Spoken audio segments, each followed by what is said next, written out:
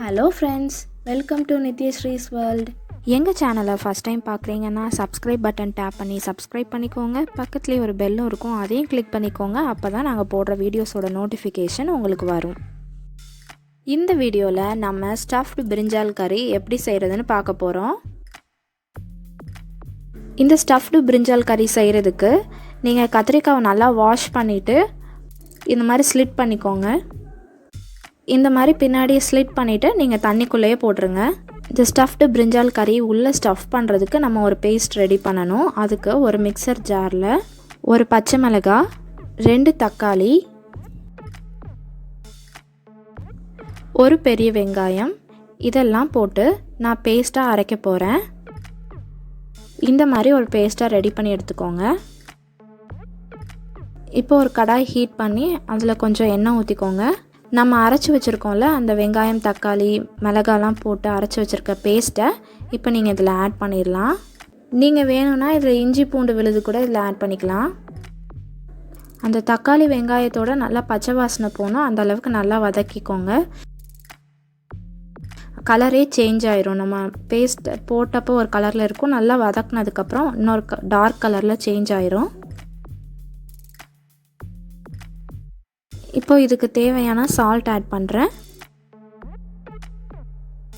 கொஞ்சமாக மஞ்சத்தூளும் ஆட் பண்ணிக்கோங்க. நம்ம அரைக்கிறப்போ ஒரே ஒரு பச்சை மிளகாய் தான் போட்டிருக்கோம். இன்னும் கொஞ்சம் காரத்துக்கு கொஞ்சம் மிளகாய் தூள் ஆட் பண்ணிக்கலாம். நான் இதில் 1 டீஸ்பூன் மிளகாய் தூள் ஆட் பண்ணியிருக்கேன். ஒரு 1/2 டீஸ்பூன் கரம் மசாலா இதுவும் ஆட் பண்ணியிருக்கேன். போட்டு நல்லா மிக்ஸ் பண்ணி விட்டுக்கோங்க. அந்த பேஸ்ட் நல்லா வதங்கிருச்சு. இப்போ நம்ம அதை கத்திரிக்காயில் ஸ்டஃப் பண்ணிடலாம்.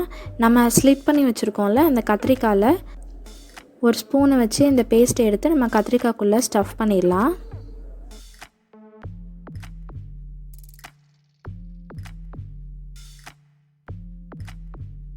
இந்த மாதிரி நான் எல்லா கத்திரிக்காயிலையும் ஸ்டஃப் பண்ணி வச்சுருக்கேன். இப்போது ஸ்டஃப் பண்ணி வச்சுருக்க பிரிஞ்சால் அதே கடாயில் இன்னும் கொஞ்சம் எண்ணெய் ஊற்றி வதக்க போகிறோம். நம்ம கொஞ்சம் க்ளோஸ் பண்ணி குக் பண்ணிக்கோங்க, அப்போ தான் அது சீக்கிரமாக வதங்கும். கொஞ்சம் மீடியம் ஃப்ளேம் இல்லை லோ ஃப்ளேமில் வச்சே குக் பண்ணுங்கள். ஏன்னா நம்ம போட்டிருக்க பேஸ்ட்டெல்லாம் கொஞ்சம் அடியில் வந்துருச்சுன்னா அடி பிடிச்ச மாதிரி ஆயிடும். அப்பப்போ கொஞ்சம் எண்ணெய் ஊற்றி கத்திரிக்காவை நல்லா திருப்பி போட்டு நீங்கள் ரோஸ்ட் பண்ணிங்கன்னா எல்லா பக்கமும் ஒன்று போல் ரோஸ்ட் ஆகும். இப்போ கத்திரிக்காய் கொஞ்சம் கொஞ்சம் அங்கங்கே ரோஸ்ட் ஆகிருக்கு. இன்னும் எல்லா பக்கமும் நல்லா ரோஸ்ட் ஆகணும்.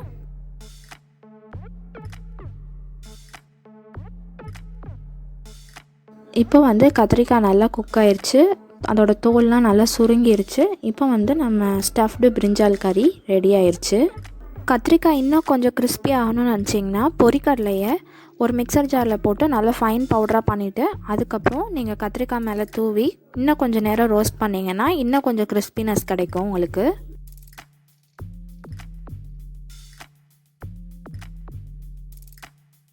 இப்போ நம்ம ஸ்டஃப்டு பிரிஞ்சால் கறி ஈஸியாக ரெடி ஆயிடுச்சு. நீங்களும் உங்கள் வீட்டில் ட்ரை பண்ணி பாருங்கள். உங்களுக்கு இந்த காம்போட போட்டு ரோஸ்ட் பண்ண வேணான்னா நீங்கள் காம்பை கட் பண்ணிவிட்டு கூட போட்டு ரோஸ்ட் பண்ணலாம்.